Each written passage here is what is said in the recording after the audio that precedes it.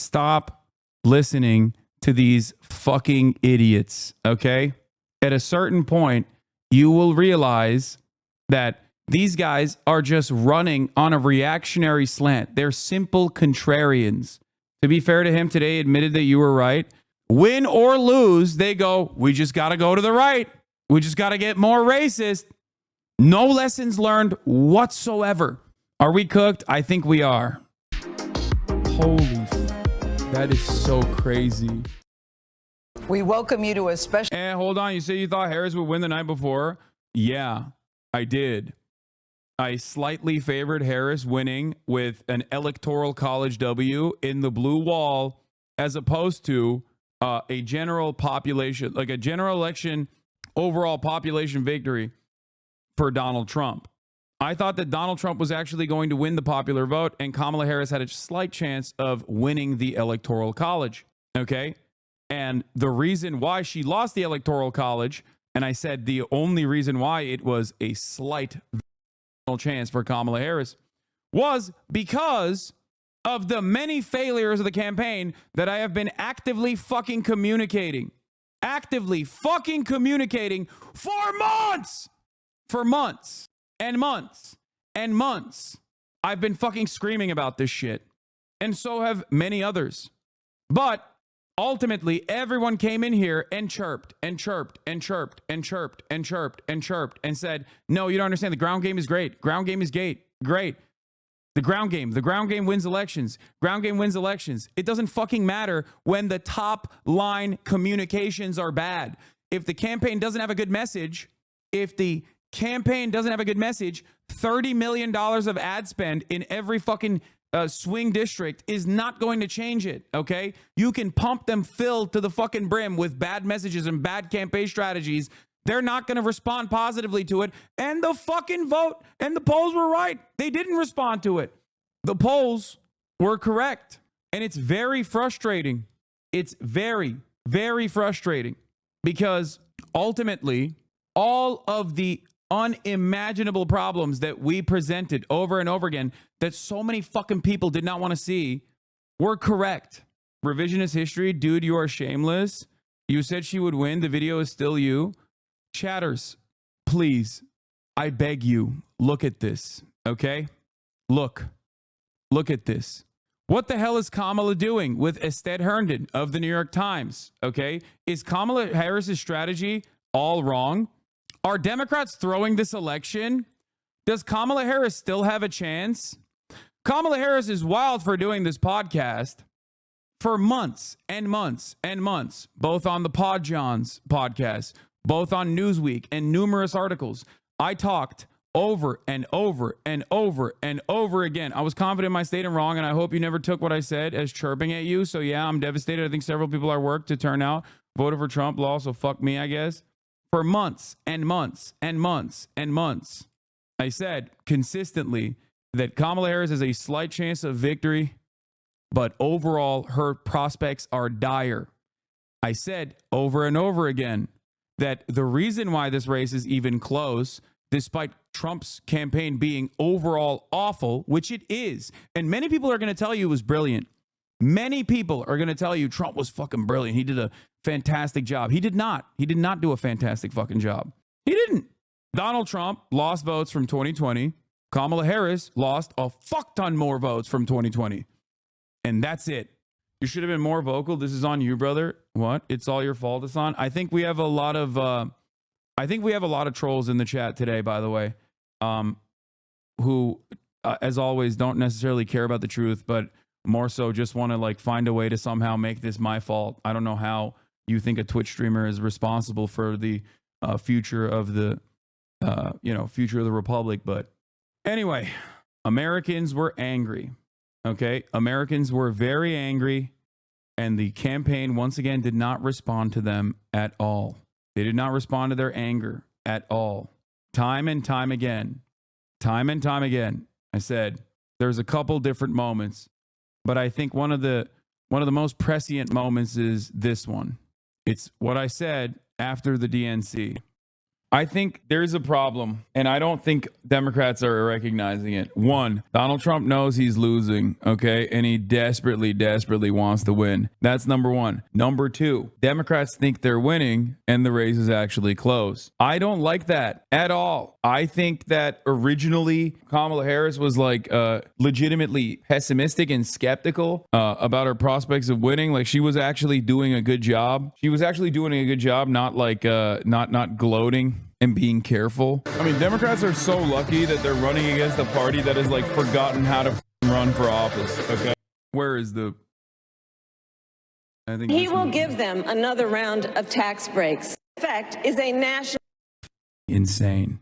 Oh, here, this is oh my God. That's it. This is all it took. I can't do it. Every single reason why you were excited about Kamala Harris, beyond the fact that she was not a carcass, was literally the exact opposite of this mentality. This is old Democratic Party mentality. We're back. Good to be in business. This will be a very close race. Kamala Harris will most likely still win it because Donald Trump, unless there's some other caveats I'm going to show you in a second. Kamala Harris will most likely win this election only because the Republican Party is so completely insane. They don't know how to run a normal, competent race anymore. Donald Trump already has maxed out his name recognition. Those will be the reasons as to why Kamala Harris will most likely win. However, there is a caveat. Benjamin Netanyahu will take America's long military dick and wave it at everyone in the region, bringing troops into the fray. Okay, bringing troops into contest. Do everything in his power to make sure that the Dems don't win. Kamala Harris will be attached to all of Joe Biden's worst foreign policy achievements. Barring that, without that, this election is not in the bag at all. I've been warning that the Democrats are way too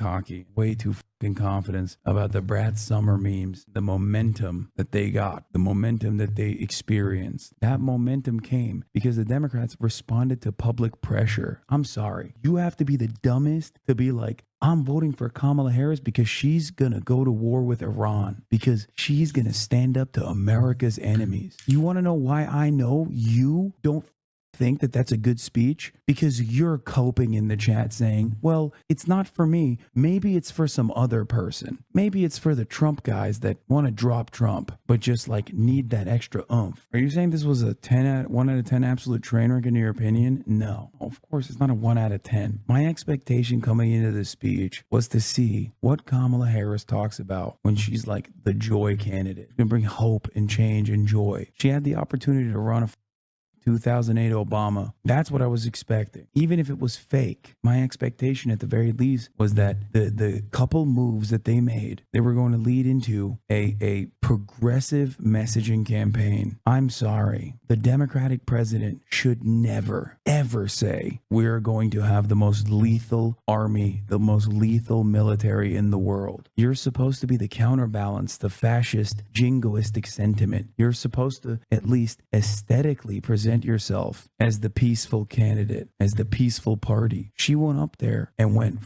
cop mode. It was shocking. Like, I shit on anarchists all the time. You know this. I do. But goddamn, they're kind of not wrong. That's crazy, man. She had all this progressive momentum, and now all she's got are the loyalists who are just begging for someone, not Biden. So the answer is to not vote. Man, I'm not saying that. Vote for Kamala Harris, baby. Do whatever the you want. I'm not going to tell you not to vote for her. And most of them tell you to say that you're not going to vote for her, to try to fucking get her to do your bidding. As a voter, it is your right. It's your right to demand things from your politicians for your vote. They do not have your vote for granted. They should earn it from the jump. The one thing I will tell you is not vote for Donald Trump. When it comes to like making a political calculation, it's always running towards this mythical guy out there that is like, I'm going to only vote for the Democrats if they become moderate. Then become a Republican. I never hear a Republican go, you know, Donald Trump's got to take this line. He's got to take this soft approach because there's some moderates out there that he needs to win over. It's because that's not a thing, because they're entitled to their politicians doing their bidding. Democrats are so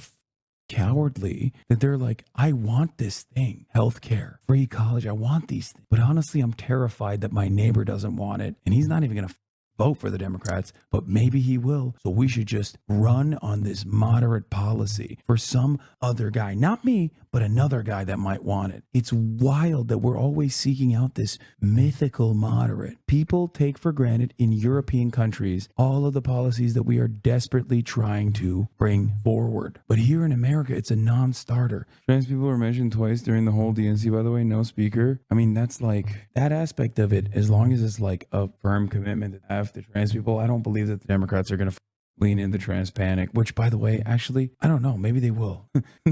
They're just going to become the Republican Party of 4 years ago until that ratchet effect makes it so that the Democratic Party inevitably becomes the Republican Party just at the same time. Jake Tapper on CNN. There were criticisms of the left calling Kamala a cop. Tonight, she seemed to have stepped right into that. True. They're celebrating her being a cop. This is a right-wing Democrat movement, and they're not even hiding it. But no, you don't understand. Chatters will tell me all about how good this is. Buying dude and go vote for Trump.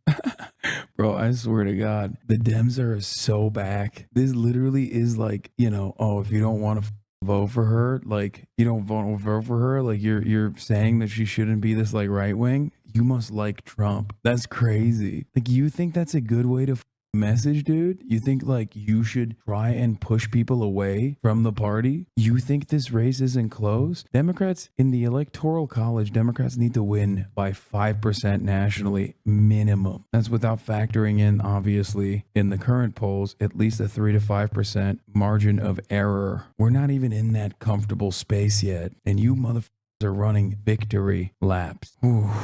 It's crazy. Quick interview? Yeah. This is the last night of the DNC. This is when I came to the unfortunate, rather sad conclusion that the Democrats were actually going to tack to the center and center right in an effort to pick apart moderate voters. And they did that. And I kept reiterating how bad of an idea that was and how this had not worked in the past. In numerous conversations with academics, journalists, activists, and the like, I kept saying over and over again, this is a bad idea. This is not a good idea. This is a bad idea. And that it is a risky gambit for no reason. It is a risky gamble, and it's not going to work. It has never worked, and it probably won't work. It only kind of worked for Joe Biden in 2020, and that was likely a consequence of COVID. Here is another warning that I issued to the Democratic Party on that Newsweek article last October. The Democratic Party has this profound skill in snatching defeat from the jaws of victory. It's an issue that they would not have had if they had leaned on where people were hurting and how they were going to help them. And they didn't do that. They went with a very conservative lean. The Democratic Party's like harm reduction strategy as a way to just like shame voters away from extracting concessions and just voting for the Democrats every single time without making any demands whatsoever, as they actively push a lot of people in the base of the party away. If you rely on that without offering things to people, well, then you're inevitably shrinking your base. Whether Trump wins or loses, we are, and I mean this, living in Trump's America. Like, he might lose this election, and the Democratic Party will push Trump's 2020 agenda. That's what they're running on. That to me is crazy. That to me is genuinely terrifying to think about. The Democratic Party has this. Yeah. But no, what do I fucking know? And it's not just that either. There was a bunch of other issues here, like in terms of youth turnout, the male youth vote. That is going to be something that a lot of people are going to be paying attention to. I sounded the alarm about right-wingers dominating the online space for young men.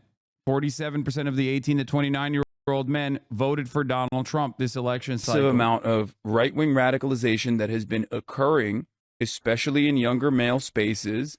Everything is completely dominated by right-wing politics. If you're a dude under the age of 30 and you have any hobbies whatsoever, whether it's playing video games, whether it's working out, whether it's, I don't know, listening to like a history podcast or whatever, every single facet of that is just completely dominated by center-right to, I wouldn't say far-right in the same way that it was back in like the 2016 era at the end of like Obama's administration, but like definitely center right to Trumpian right, like openly Trump right, not like genuinely neo-Nazi, go back and re-examine the conversation I had with the Podjons. The Podjons are the most like permissible left-leaning people that you can have within the orbit of the Democratic Party versus someone who is completely outside of the influence, outside of the sphere of the Democratic Party. Compare that conversation, compare the notes, compare the warnings that I issued to the Podjons on the Crooked Media podcast that I was on,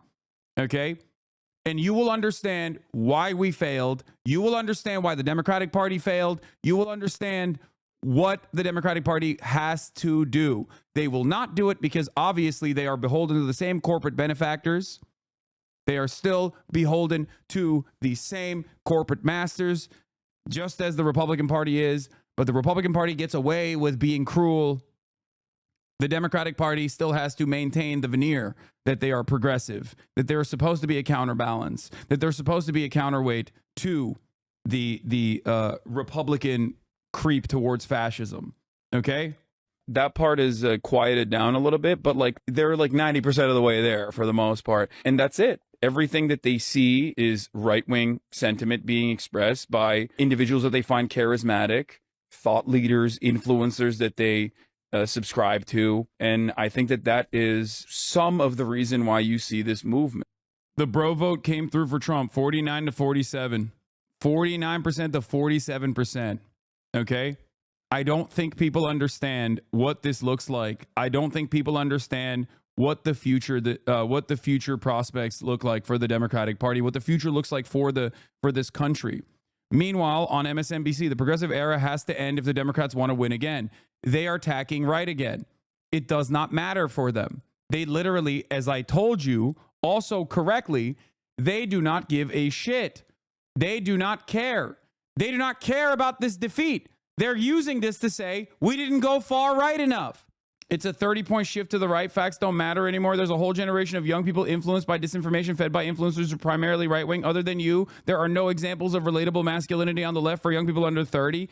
Yes, I am going to continue doing what I'm doing, and I'm going to continue getting fucking mercilessly shitted on by those fucking psychopathic demons on the right that are capturing the attention of young men in general. It doesn't matter, though.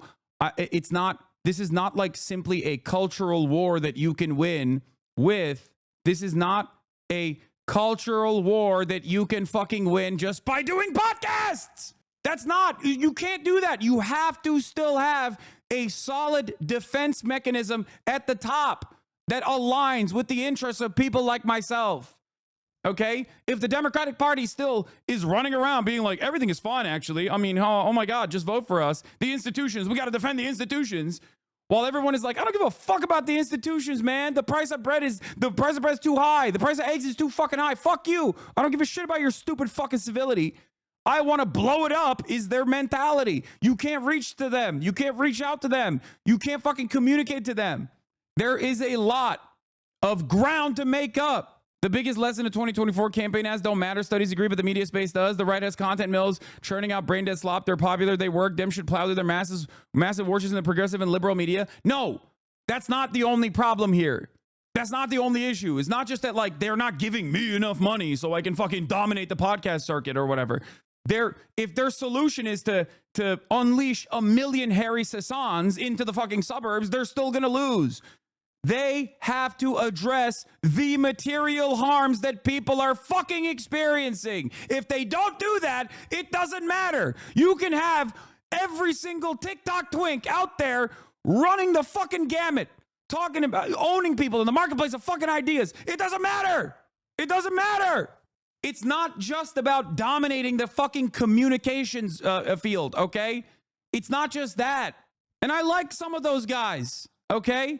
But that's not the major issue. You cannot have a party that is ideologically committed to third way neoliberalism, constantly tacking to the fucking center right, constantly trying to re-triangulate as the Republican Party pulls the entire fucking country towards fascism. You can't do that.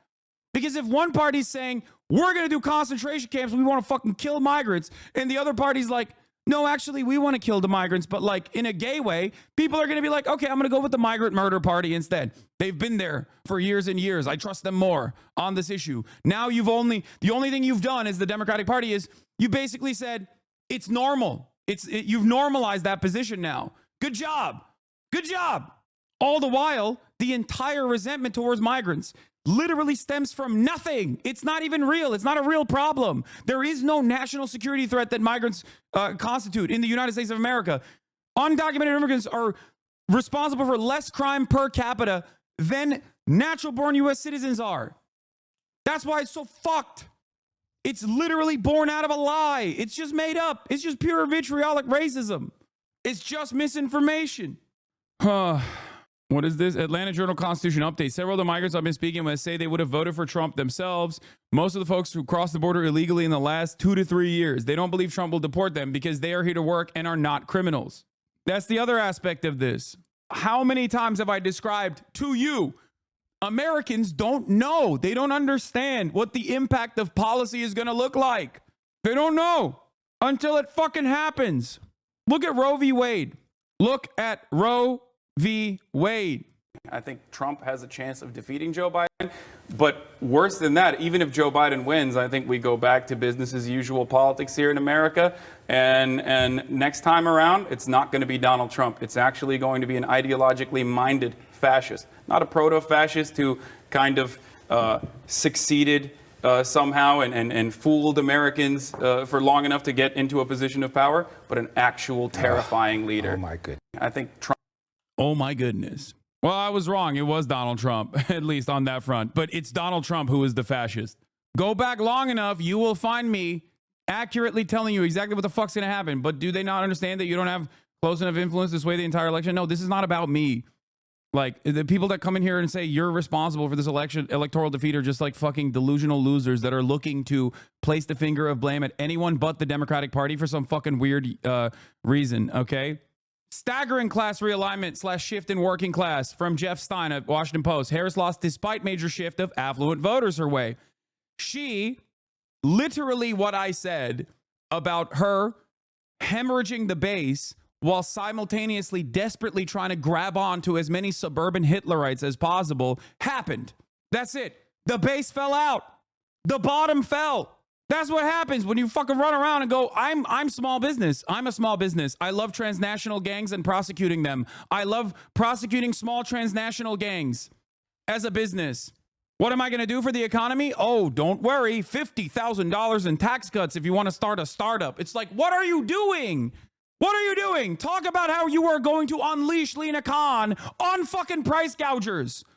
Talk about how you're going to make the grocery stores scream bloody murder for the crime of price gouging. That's what people wanted. That's what they wanted.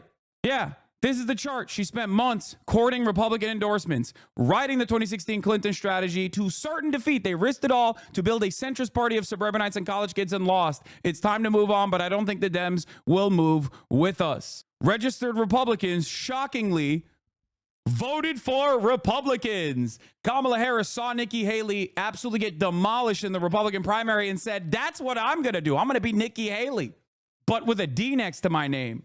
400,000 likes, by the way. This is not Kamala's fault. She worked her ass off to a beautiful campaign with 100 days she had. She's arguably the most qualified U.S. presidential candidate ever with prior experience in all three branches of the government. Americans simply voted against their best interest. Like, I don't disagree with some of the fucking sentiment here, except for the major one, which is, yes, it is her fault. It is always the fault of the campaign. She had $1 billion. She had $1 billion. And she lit it on fire. Shut the fuck up. What do you need? $2 billion? You want $3 billion? The fuck are these people talking about? I don't want to say I told you so, but this run to the moderates looks like a spectacular failure. Lethal military, muscular border policy, and parading Liz Cheney didn't swing votes in Dems' favor and only worked to normalize Republican positions. And the bottom fell out. This kind of narrative needs to be crushed to death. It's neoliberalism all the way down. Neoliberalism must die for the Democratic Party to live. Yeah, the issue is the Republicans and the Democrats are both doing that. But the Republicans are at least communicating a fucking right-wing populist sentiment. And populism works. When you do not trust the institutions, You want someone Trump who has a chance of defeating Joe Biden. at least fucking lies. You know what I mean? At least lies to you. And let me tell you, a lot of people are going to talk about mass deportations because that was the signature policy for the Trump campaign. They're going to say, how the fuck are undocumented migrants down for the mass deportation stuff? Like, it doesn't make sense. They must be stupid. They must be stupid as fuck. How the fuck is everybody down for undocumented migrants being mass deported? Okay. Adam Kinzinger try to dunk you on this bullshit. How to guarantee a loss in 2028. That's amazing. I just don't understand how. Does he mean the strategy you're talking about is how to lose, or is he a dipshit? I know he's saying he's saying that like we didn't go hard enough on the muscular military shit. For the record, I want you guys to understand something, okay? Number one, plenty of people are going to look to the results and say we just didn't go far right enough. That is dumb. That is stupid. You are pushing away your base and you are hemorrhaging support from demographics that literally are anti-establishment and loved Bernie Sanders, okay? This is very important. Key constituencies that fucking loved Bernie Sanders are now completely lost. Young Latino men, young Latino voters in general, either don't vote or young Latino men straight up went to the Republican Party. That was the Bernie constituency. Young Arab men and Arab men in general, Arab women in general, okay? Either went to the Republican Party due to the fucking Gaza shit or just didn't vote, okay? These are people who were literally the Bernie bros, right? You were so resistant. You kept saying that they were fucking misogynistic and you pushed them away into either not voting or even going, you know what? I actually wanted healthcare and none of this gay shit. I don't really care about the gay stuff at all, but I just want healthcare, into going, you know what? No one's giving me healthcare, but I still don't want the gay shit. At least this guy is representing the anger that I feel. I cannot comprehend how we have lost so many people. I mean, I can comprehend it. I know exactly how it happened, but I just cannot comprehend how the Democratic Party has not been responsive at all to this fucking depolarization on racial boundaries. And another thing I want to point to, by the way, they chirped so much at black people, so much. What did they do? They were like, oh, there's a big swing for black men towards Donald Trump. What did I fucking tell you? I told you that was going to be marginal in comparison to Latino men and, more importantly, white men without a college degree. White men without a college degree and Latino men without a college degree went by much larger numbers of the Republican Party than black men without a college degree. But that didn't stop the Kamala Harris campaign from activating O'Bungler to fucking go out and be like, oh, well, seems like a lot of you black men are a little misogynistic and pussy too. You think that's a good message? The fuck? I'm glad that we spent a whole ordeal centering the narrative around how black people are too misogynistic to fucking vote for a black woman. That was great. That was a great fucking media opportunity. Great stuff. What did I tell you? I told you that shit was bunk. It was nothing. It was ridiculous to hyper-focus on black men, which was going to be a sliver, a fucking sliver, much smaller percentage regardless. Despite all that chatter, Trump didn't really gain with black voters nationwide. 86% Harris, 12% Trump. Unchanged from 2020 when 87% of black voters went for Biden and 12% went for Trump. Black men statistic, 78-20 in 2024, 79-19 in 2020. 1%. 1%. It drove discourse for a fucking week. 1%. I said it. I told you. I fucking told you this shit was bunk. It was bullshit. It was just a permission structure for white liberals to just shit on black people again. Okay? And that's precisely what the fuck happened. For no reason.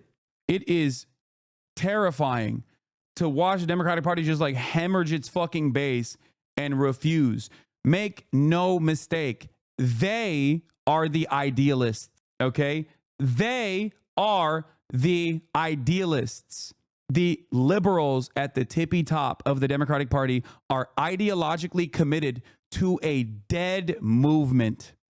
Neoliberalism has failed. Tacking to the right over and over again has failed. And yet, Win or lose, they go, we just got to go to the right. We just got to get more racist. No lessons learned whatsoever. It does not matter to them. That is why they ran a dog shit fucking campaign, in spite all signs pointing to major flaws. How many times did I show you 30 plus polls that were conducted on separating Kamala Harris from Joe Biden on Gaza and how beneficial that would be? The margin of enthusiasm would make up for the percentage point of loss that Kamala Harris had in every single swing state, every single one. Just on that issue alone, you lost 0 voters if you changed trajectory on Gaza, and you only stood to gain voters if you changed trajectory. Even on the communications front, it would have been a hard thing to explain to people that you were going to be different than your administration that you're a part of. Okay? It's not being a single issue voter. There are plenty of people who are single issue voters, however, on this matter. Dear White staffers is calling for campaign workers to leak the mismanagement. Like, your ground game does not matter if the top line communication is bunk. You cannot outflank the campaign. You can't lie to people when you're door knocking and be like, no, Kamala Harris is for Medicare for all.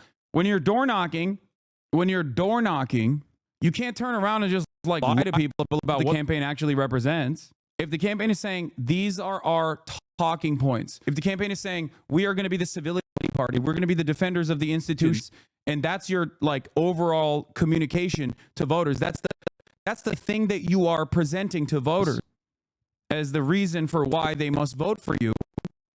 Okay? People are not going to touch that. And last but not least, of course, one of the biggest problems was Joseph Robinette Brandon. Prem Tucker is completely right. Why vote for a diet Republican when you can vote for the real thing?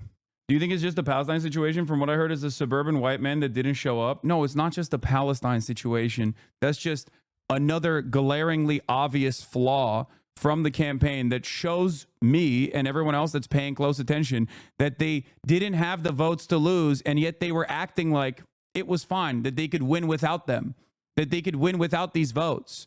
Here's the poll on the matter, okay? In Pennsylvania, 34% of respondents said they would be more likely to vote for the Democratic nominee if the nominee vowed to withhold weapons to Israel, compared to 7% who said they would be less likely. The rest said it would make no difference. In Arizona, 35% said they'd be more likely, while 5% said they'd be less likely. And in Georgia, 39% said they'd be more likely, also compared to 5% would be less likely. Now, this doesn't mean that like 34% of people that responded that they would be more likely to vote for the Democratic Party weren't going to vote, and now they are definitely voting. That doesn't mean that at all. But in those massive fucking margins, you have to recognize that there is at least a 5 to 6% swing in your direction, because the war is deeply unpopular by Americans. And it's not the only poll. There was like 30 plus issue polls that showed this reality. 30 fucking plus. Emma retweeted this. My takeaway from the results, it looks like America has shifted right a lot. Some of this has to do with the frustrations over inflation, sure, but I think there's more here. Democrats have been running campaigns the old-fashioned way, and I think we acknowledge that it's not cutting it. We raise money like crazy, mop the floor, Republicans and voter contact efforts, get out the vote, operations, and advertising. We also get way more major endorsements, but at the end of the day, it barely makes a difference. Most voters get their news through social media, and on social platforms, we were getting washed. Since 2015, Republicans have been building up their infrastructure to control the airwaves, and right now they do. Their content gets more impressive. Impressions on nearly every platform. That's true. All of this stuff is true. I've been saying this. I've been ringing the alarm bells about this shit too. But you have to remember, it's not that the country is moving to the right. Please make no mistake. Okay. On every single issue poll, Central Committee, thank you for the raid. Hope you had a good stream, brother. On every single issue poll, every single one, when faced with two options, mass deportation or mass amnesty wins. It's got majority approval. So why is the Democratic Party not showing that? People say trans-panic stuff is really, really good. The anti-trans messaging is really successful. It's a massive banger, okay? It's a really good way to campaign. 64% of the population think trans people are being discriminated against unfairly. It is not like it is what you see in the media. What you see in the media and what is represented in the media is not the reality on the ground. That is precisely the reason why a faceless, lifeless ballot measure that, if communicated by Democrats, would be considered a radical one, like increasing the minimum wage to $15, passes in a state like fucking Missouri. That's it. Abortion protections are massively popular in states where Democrats lose by fucking 10 points. How? I thought America wasn't progressive. I thought they hated progress. How is that possible? Perhaps it is because the Democrats are so scared for pushing. If Trump wins, there'll be efforts to blame Russia interference or Harris or Biden, etc. That's all fair, but we need to be clear-eyed that a huge swath of America likes what Trump is selling, transphobia, mass deportation. That's what he ran on, and here we are. No, dude, no. And I'll tell you, I'll give you a reason for this, okay? I'll give you a reason for this. Here's what I mean. There are tens of thousands of people in this community that voted for Kamala Harris. Do you agree with Kamala Harris's policies across the board? Do you? No, of course you don't. No, of course you fucking don't. And there are plenty of Republicans that either aren't paying attention or don't give a fuck about any of this shit either. And they just think, oh, he's going to fix the economy. And they're dumb enough to think that that is, going to happen with Donald Trump. That's it. That's it. That's it. The idea that like everyone is hyper tuned to every single part of the campaign's messaging, and that's what they're so excited to go out and vote for Donald Trump because they all want concentration camps at the border, is fucking stupid. It literally does not track with reality. It does not track with the messaging polls on this. And you'll see it when he starts the mass deportations. You'll see how angry people get. Because one, what do I always say? Americans don't understand the policies that they're either voting for or just don't think about it at all. They just don't know how bad it's going to be. And that is a flaw on the counter messaging side from the Democratic Party. They never once communicated that all this border shit was bunk, that it was all born out of right-wing panic, hysteria. You think it's an accident that every 2 years, whenever there's a fucking midterm or a general election, there's a caravan that comes out of nowhere? They pulled that ripcord over and over again. You know they're going to do it. Show me the clip, chat. You know the one I'm talking about. 2021, when Biden started going against the anti-immigrant rhetoric. I said this. I said that this was going to be a massively consequential problem for the Democratic Party. You know the one I'm talking about. All the way back in April 2021. One of you's got to have it. What is this? When historians look back at this election, they're going to see this moment as the one that solidified the victory for Trump. Yeah, radical progressive, according to Dems, Tlaib had nearly double what Harris had for voters in Dearborn. In Dearborn, Rashida Tlaib did nearly twice as well as Kamala Harris. Speaking of Rashida Tlaib, I'm going to be having her on the broadcast on Friday, I believe. Yeah, Harris says there's not much she'd have done differently than Biden over the last 4 years. What a fucking baffling concept. Where are my linkers at? Oh, here it is, Jules Verne. Thank you. Jules Verne. Oh, here it is. Here. Part of one of his early executive orders, Biden established a task force to locate and reunite migrant parents and children who remain separated. This wasn't the one I was looking for, but as of early April, the task force... The refugee cap is still at the same levels of the Trump administration. There's so much bullshit that the Democratic Party engages with when it comes to just like the continuation of white nativist reactionary points of view and reactionary white nativist policies, especially as it pertains to criminal justice and immigration. This border crisis narrative is incredibly annoying from the media, by the way. They are March 15th, 2021. absolutely feeding into this. And they're going to cause the Democrats to behave in a totally, even in a more reactionary way than they were already going to behave. It is so incredibly manufactured. There's always been a crisis at the border. When there are humanitarian problems occurring at the border as a consequence of the conditions there, 120 degrees they have to traverse in the desert, all that sort of stuff. And then also the American government adding on to the cruelty with the way that they choose to deal with people that are crossing the border, that are seeking asylum. There is an extra crisis on the border. There's always a crisis on the border. It's never stopped. The problem is the way media covers it. You can either cover it like you do under the Trump administration, which is somewhat honestly, from a moral grandstand point of view, like an actual honest point of view by saying, this is really messed up. This is really horrible. The way that we are treating these people is absolutely ridiculous. Or you can treat it in a way where you look at the border and you say, there's a gigantic crisis happening in the border currently, and it's really bad because so many people are coming in. So many people are coming in. So many people are coming in. What are we going to do? Depending on who is in charge, we either deal with it from the point of view of reactionary garbage, claiming that this is a huge issue, not taking an actual stance on it, but just simply channeling the right-wing agitations as they have done. Just covering it as, you know, many Americans are concerned that the border is turning into a pylon with hundreds of thousands of migrants coming in through the floodgates. Like, that's no different than what Fox News says. No different than what Fox News says. When MSNBC is saying it, or whenever, you know, the Associated Press is covering it in that way, they're doing a disservice. If they truly have a left-wing point of view in the way that, like, so many imply, then they have to recognize that simply offering contentious coverage on a particular matter does not mean that you're doing honest coverage on the issue. So, all you fucking want, you can go, la, la, la, la, la, I don't care, they are all illegal. This was what happened in No Kids in Cages from February 24th, 2021. The Biden administration seems to be going back to some of their promises regarding immigration reform. The point is, a lot of people will turn around. A lot of people will turn around and say, Hasan, hindsight is 2020. This is not hindsight. This is foresight.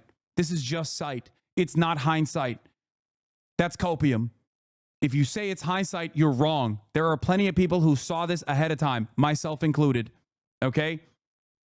And the only reason why I was there correctly pointing to this, despite the fact that I'm not fucking Alan Lichtman, nor do I have goddamn keys, is because I understand how this shit works. I've been following politics for years and years and years and years.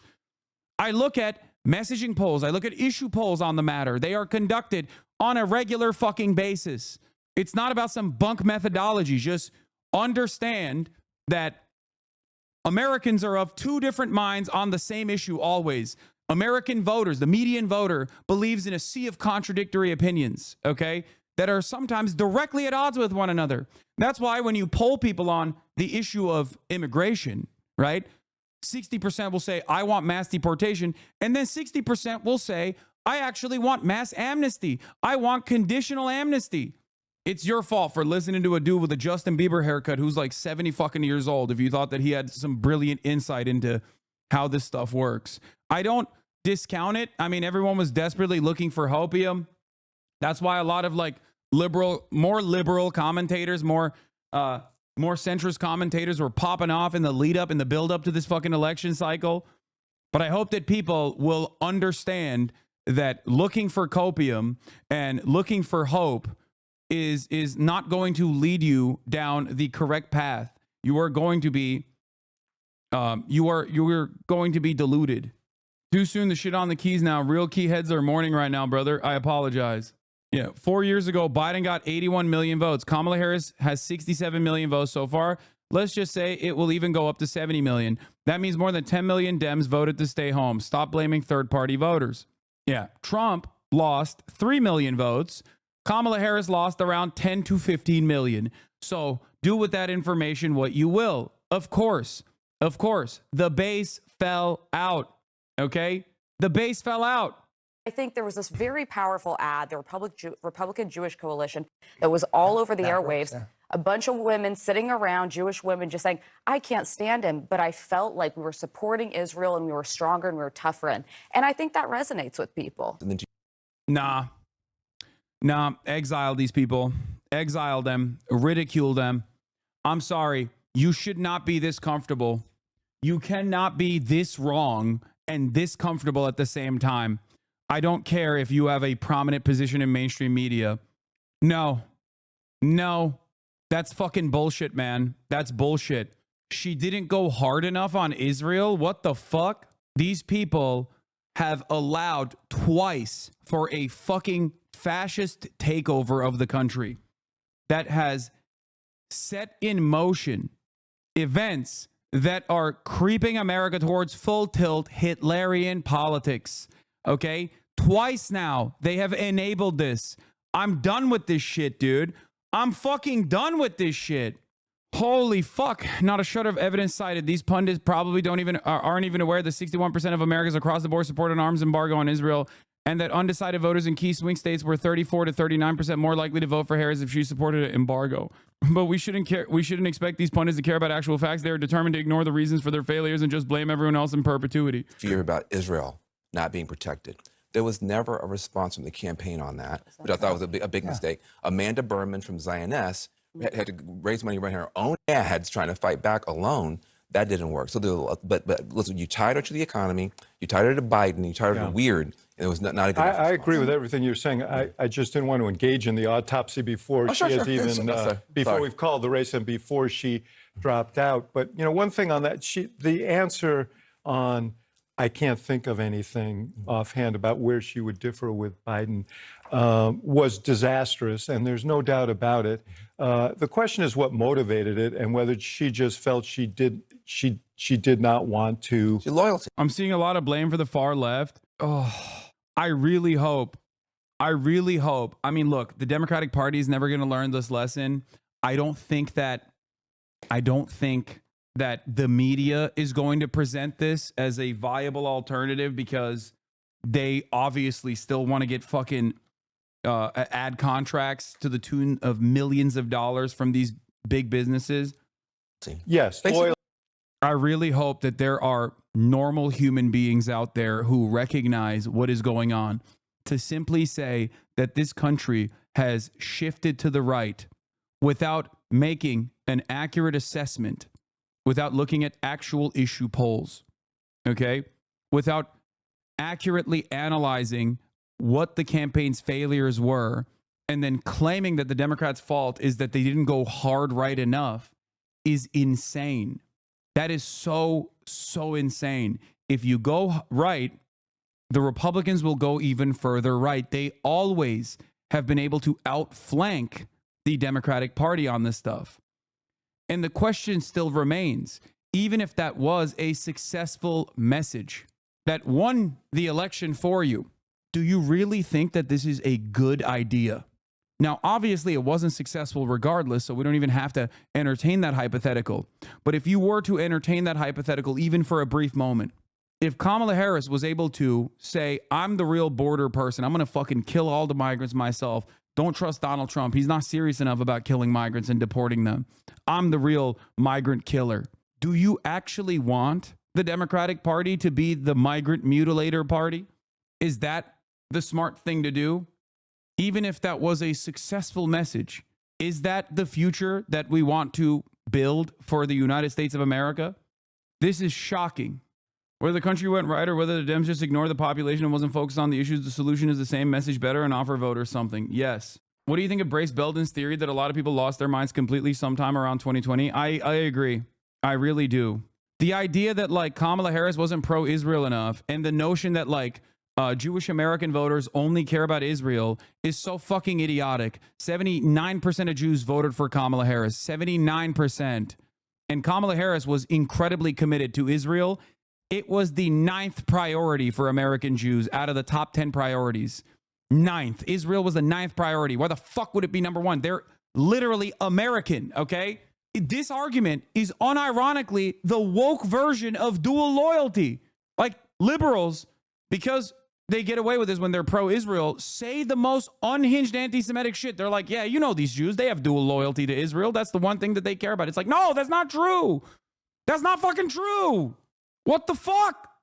And yeah, speaking of this, Jonathan Greenblatt, we congratulate President Donald J. Trump, Vice President-elect J.D. Vance, and all the candidates who won last night. We look forward to working with the incoming administration, Congress, and all elected officials in pursuit of our 111-year-old mission to stop the defamation of the Jewish people and secure justice and fair treatment for all. We remain steadfastly committed to the timeless mission as we fight the torrent of anti-Semitism sweeping our society. Ben Lorber says, utter depravity. According to exit polls, 80% of American Jews voted for Harris. We are waking up horrified for our country and our communities. Did misogyny and racism have a factor in this? Is a question that a lot of people are going to be asking. Okay? The reality of the matter is, of course, it plays a role. But how significant of a role it plays is up to the campaign. Kamala Harris did a pretty good job of not doing the I'm with her nonsense, something that I also said was fantastic. It was smart. beyond that, you have to overcome that hurdle, right? You can't just go, up, people are too racist and too misogynistic. I guess we can't ever elect a black woman is insane. That's an insane proposition. Do you understand? That's an insane proposition. That's an incredibly racist proposition to be like, sorry, we just simply cannot have a black woman run in this country. When you got, I mean, you look at Mexico.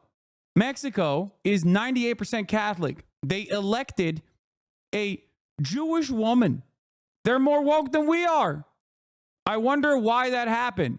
Perhaps it was because people thought AMLO was very popular and Claudia was AMLO's successor.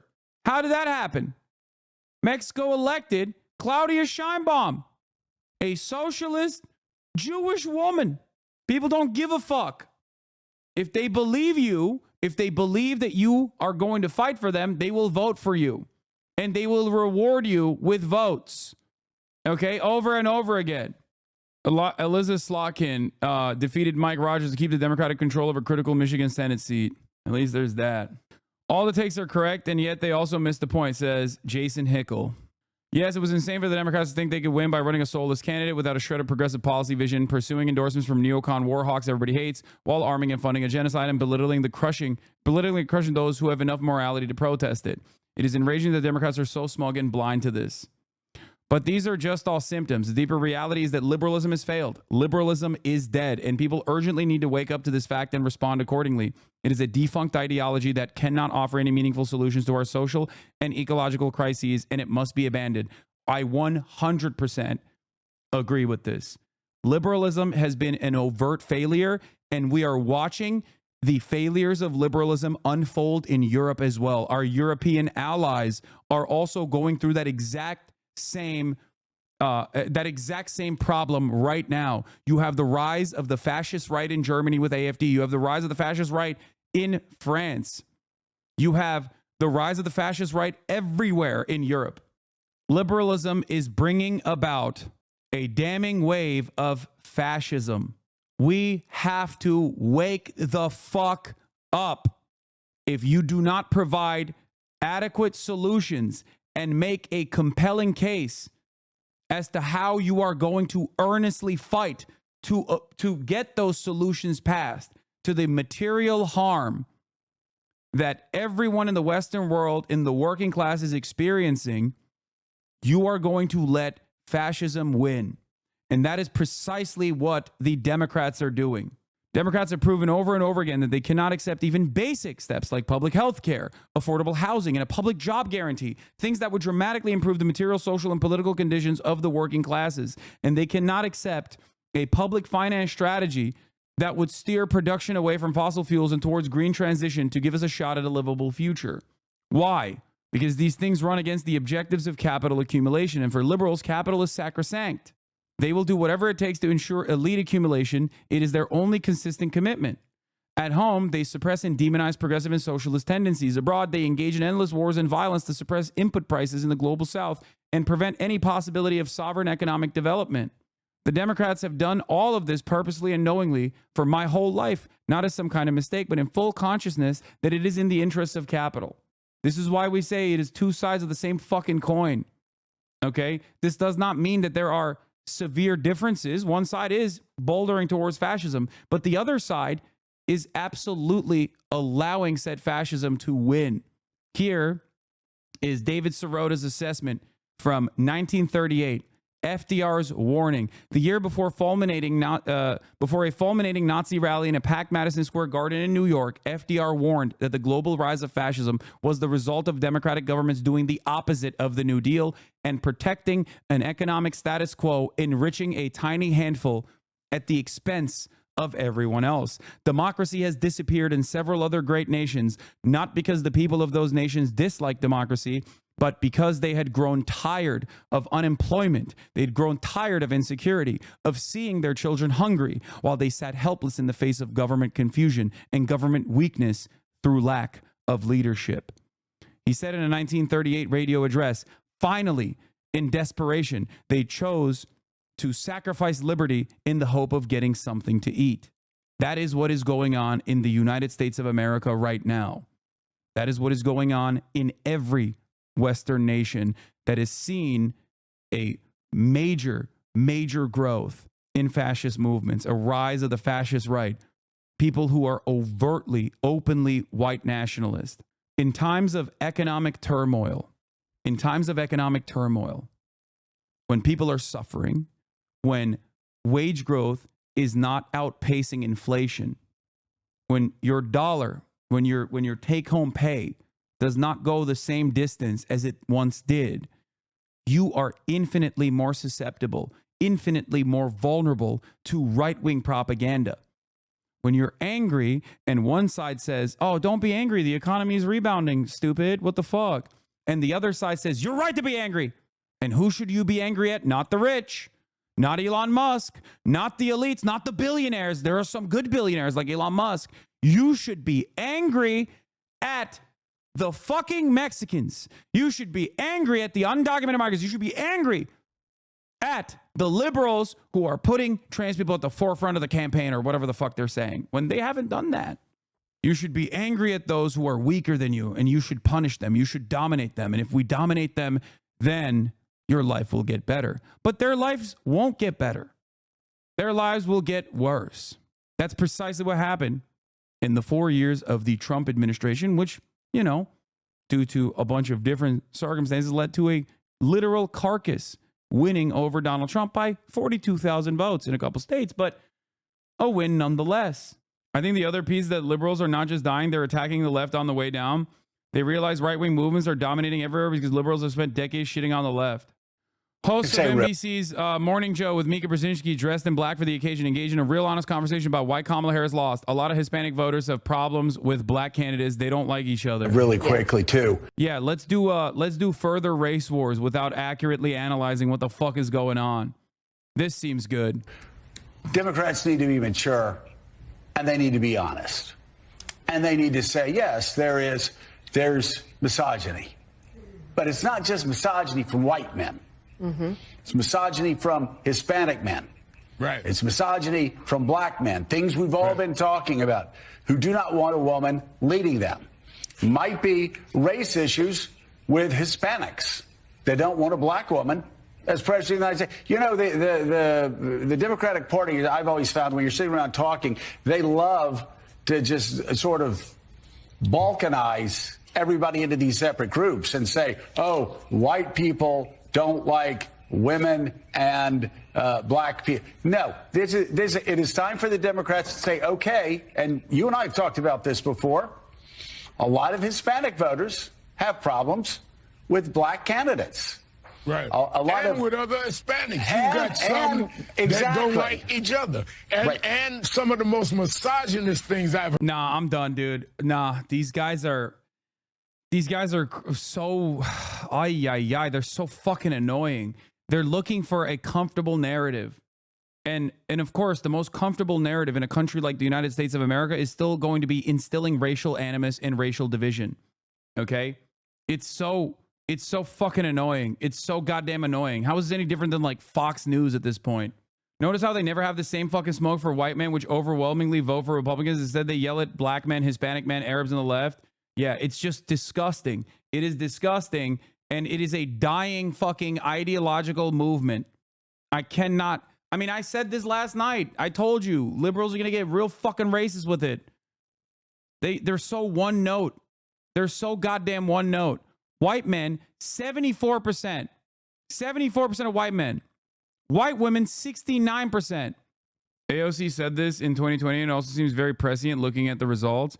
But the ending of the story is the same no matter which man wins. America is still in a lot of trouble, warns AOC. There's a temptation to view Trump as an aberration, she says, rather than a wake-up call to the failures of the American government at large. Under a President Biden, if his life doesn't feel different, she points to a cab driver whizzing by our table. If their life doesn't feel different, she gestures to people walking by the beauty shop and Bengali Halal Grocery. If these people's lives don't actually feel different, now she's giving a stump speech over her omelet. We're done. You know how many Trumps there are in waiting? She's tired of incremental change. Bullshit little 10% tax cut, she says. I think, honestly, a lot of my dissent within the Democratic Party comes from my lived experience. It's not just that we can do better. It's that we have to be better. We're not good enough right now. It's okay to hate women as long as you put white in front of it. Yawn. I don't know which race this is from. I don't think this is the overall national race though. The numbers that you guys presented me, especially because I just saw fucking 69% of white women. I don't think 69% of white women by national percentages went to Donald Trump over Kamala Harris. It's got to be Georgia, right? Yeah. Well, Georgia is important though because that is where she was supposed to have that impact. That is where she was supposed to have that impact.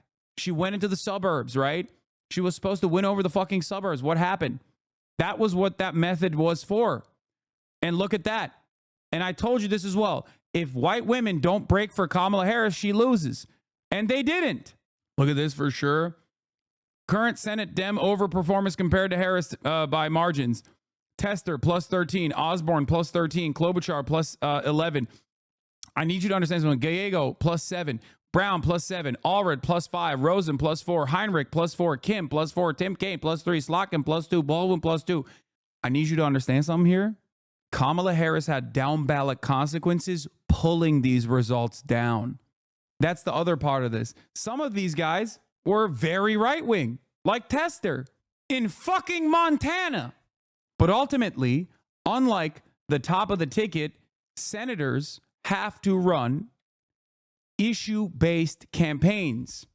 And when you are forced to run an issue-based campaign, you are going to have better results. Oh, it was a Biden problem. The good news is there isn't really a Dem problem. There was a Biden problem. Biden was hugely unpopular and Harris didn't break with him problem. Yeah. Sure, they were running in very red states and not nationally. Tester, Osborne, and Gallego all dive right on stuff that would have made lots of Democrats mad if Harris had done it. Sure, they were running in very red states and not nationally. Conversely, Osborne dived left on economics, which Harris could have done. You cannot outrun the campaign. You cannot outrun the fucking campaign. Do you understand? You cannot outflank the campaign. If the top of the ticket is saying, these are our messages, this is what we're going out with, it doesn't matter how many millions you spend in ad spend. It doesn't matter how good your ground game is, because when you're door knocking, you have to still defend the policies of the campaign. And if those policies do not address the material harm that people are experiencing, they're going to go, you didn't convince me. Okay? Coping and seething and coping. Okay, dude. Yeah, I'm coping and seething for routinely fucking screaming bloody murder about how absolutely stupid the messaging was from the top of the ticket. And I like that he didn't actually plan to ban abortion. He just brought it back to the States. ASU tells MSNBC she voted for Trump because she likes that he doesn't plan to ban abortion.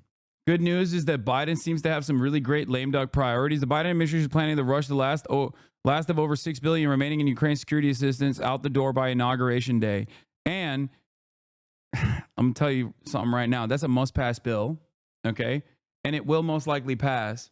That is going to potentially have, according to Chuck Schumer, if Chuck Schumer is actually going to follow through on this, a bill that slaps on anti-Semitism as a hate crime for criticisms of Israel. A conflation of the criticisms of Israel as anti-Semitism into that bill. Chuck Schumer said that. He was going to do that in the lame duck and slap it onto a must-pass bill. Prison arc for HasanAbi, baby. Let's go. Thank fuck. We really needed that. Netanyahu and Trump talked about the Iranian threat breaking Israeli Prime Minister office. Netanyahu spoke to President-elect Donald Trump and was among the first to call to congratulate him for his victory. The conversation was warm and cordial, and the two agreed to work together for Israel's security and discuss the Iranian threat. We should also be mad at what you have said, the DC Beltway analyst focus group hacks that do shit like muzzle wallets and tell Harris not to say we're not going back because it didn't test amazing. These people are the ones that made her sound like a robot, and why there's no passion in Democrats. People hate it. Yeah, but Kamala Harris was a blank slate. Okay? What you write on that blank slate matters. She was given a wipeout. It's so stupid. A lot of people will point to, 44% of the American voters thought that Kamala Harris was too liberal. Yes, dude, they do. It doesn't fucking matter. You want to know why it doesn't matter? Because she's a black woman from California. Of course they're saying that, despite the fact that she kept reiterating her commitment to being as right-wing as physically possible. So at a certain point, you have to understand, like, they're going to call you a socialist or too liberal anyway.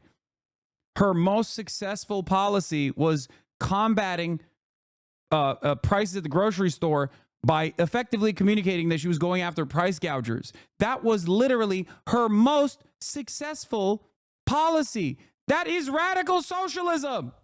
And the Republicans kept saying, that's radical socialism. That's Venezuela. That's Venezuela. That's Venezuela. That shit was polling after all the fucking combating, after all the fucking attacks launched against it at a higher percentage. It was polling at 83%.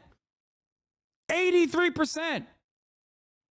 Americans hate Obamacare, but love the Affordable Care Act. They hate Obamacare, but love the fact that 26-year-olds can stay under their parents' health care. Love the fact that insurance companies cannot deny you coverage for pre-existing conditions. Stop focusing on top-line idiotic nonsense. Dive beyond the polls or the messaging data that the media is trying to represent to you to make it seem like America is far more reactionary than it actually is. I cannot comprehend how we look at this massive fucking failure. And by the way, update, Biden has now spoken to Trump and invited him to meet at the White House in the near future. Yeah, he's going to hug and kiss him. Overall, exit poll show, by the way, Kamala Harris literally lost white women. Again. Or wait. Yeah, across the board, 54% of women voted for Kamala Harris. Where are the white women? Let's see. 55% went to Trump again. FDR made a settlement for the working class as he was an elite that drew his power from outside the market. Those elites don't exist anymore, and the logic of the market is always to capitulate to capitalism. I don't think social democratic settlement will occur considering there is no communist counter-hegemon. Chinese are neolibs now. I agree. That, I think, is a dire ideological prospect. Nationally, just over half of men supported Trump and just over half of women supported Harris. That pattern was visible. Race and ethnicity, 41% of white voters went for Kamala, 57% went for Trump. Nationally, roughly 1 in 10 voters were Hispanic, a similar share as in 2020, according to early network exit polling. Harris won slight majority of Hispanic voters nationally, significantly underperforming Joe Biden's 33-point margin in 2020. 33.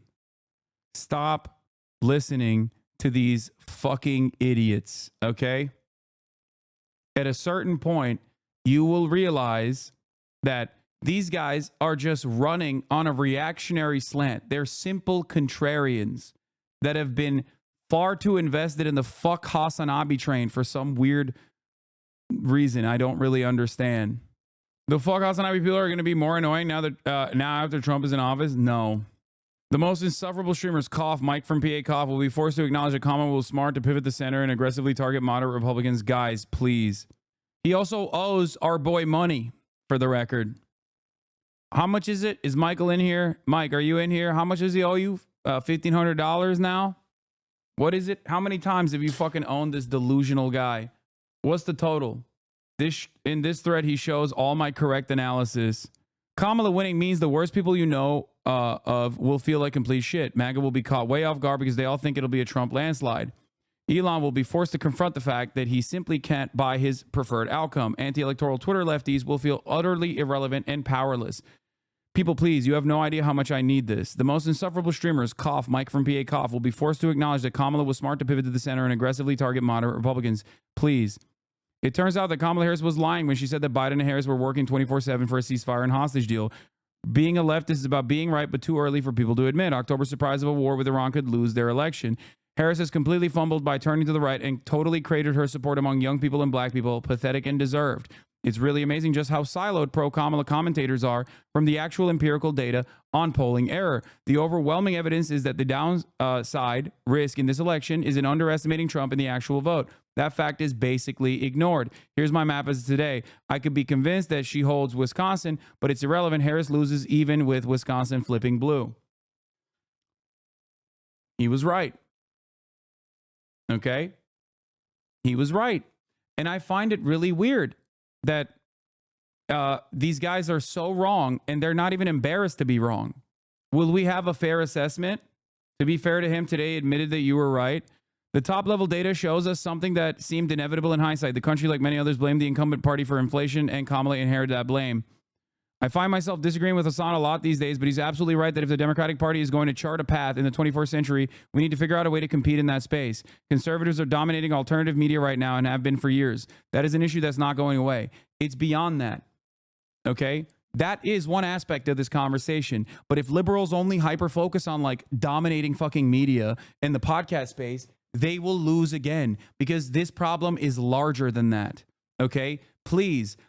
I have been ringing the fucking alarm bells on not only right-wing radicalization, especially amongst young men, especially on social media, but beyond that, I have consistently maintained the same position over and over again, and I hope people hear me when I say this. It is not just about having a bunch of people like me or Harry Sassans going out there and doing podcasts, okay? It's not just that. There is a major problem with the way that the Democratic Party is seen by the broader population for good reason. The Democratic Party are seen as the elite institutionalists at a time when people do not believe these institutions any longer. There is no more trust in media. There is no more trust. And by the way, that's the fault of mainstream outlets for the most part. Just remember that. Although I have a lot of trust and respect for many journalists that work in these institutions, they're fucking dropping the ball spectacularly, okay? This decentralized space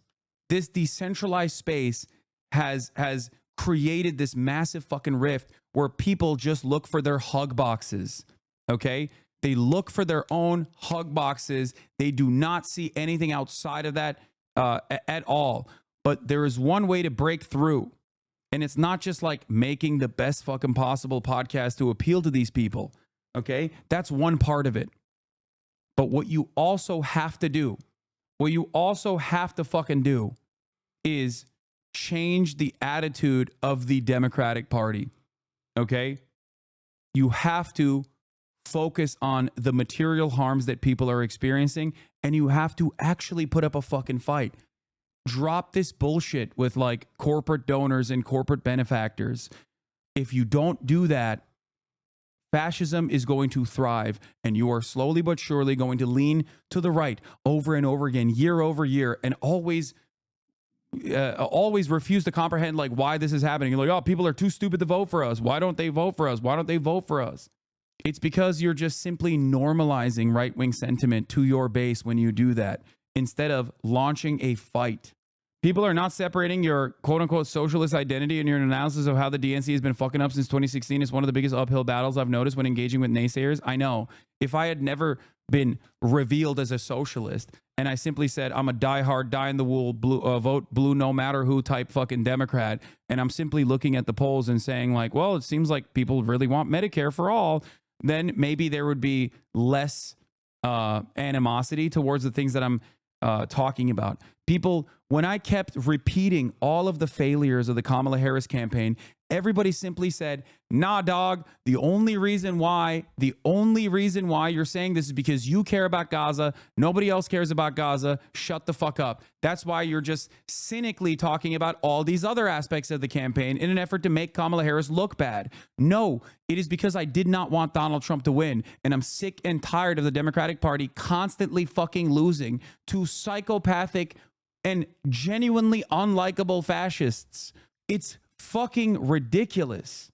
I care about trans people. I care about undocumented immigrants. I care about black people. I care about these marginalized communities that are going to be harmed. I care about women being able to have autonomy over their own fucking bodies. These are the things I do care about. I care about the working class. I don't want these people to get harmed under another administration that is going further and further into right-wing fascism. This was a resounding victory for the Republican Party. Honestly, I was a major naysayer. I called you cynical. I'm sorry. I was very wrong. It's okay. But remember, if you came in here early on to tell me I was wrong, okay, I do not fault you for that. There was so much communication from the top that like, no, actually the left is fucking delusional. They're stupid. They don't know what the fuck they're talking about. They're patently unserious people. And they're doing that right now. They're doing that in mainstream media right now. Okay. At this very moment, Every fucking panel is repeating the same stupid sentiments over and over and over again, that like Kamala didn't attack right enough. She should attack further to the fucking right. That was a major flaw in her campaign. All this shit. Remember, the part of your brain that wanted to believe that comfortable narrative that people were pushing, and work against that. We should have accountability for people on our side that spread misinformation about polling. I don't necessarily care about that all too much. I'm more of a message person. I care about the campaign that the Democratic Party is committed to. I don't really give a shit about people not believing or believing the polls all that much, because I think that polling being correct or polling being incorrect does not change the reality that the Democratic Party was obviously doing a fucking awful job. I actually unsubbed a couple months ago because I was so angry that with what you were saying, but you were right and I was wrong. I never thought it would be a Harris blowout, but I thought she had more support than she did. It's all good. You can subscribe again now. All of you can subscribe as well, as a matter of fact, at the top of the hour, where there is not a 3-minute ad break, but you can still subscribe regardless. Where's the flex though? I mean, I'm wearing a suit today, so are we cooked? I think we are. I think we are definitely not in a good situation. Raise your hand. God bless America. Fuck. The 18 to 34 demographic shift to me is the most startling, says global affairs columnist from the Washington Post. At the risk of painting a far too broad brush, it's an entire generation that's trending towards post-literacy. That doesn't read full articles, doesn't read books, gets its information from bits and bobs of video while scrolling. This is true not just of young people, but of course, it's reshaping the political landscape. I think that is a major issue here for sure. What the fuck is post-literacy? It just means that people don't give a fuck about reading a full article anymore, and they're just like, they're slaves of the goddamn headlines and TikTok videos. Our attention spans have shortened. God damn, dude. Holy shit.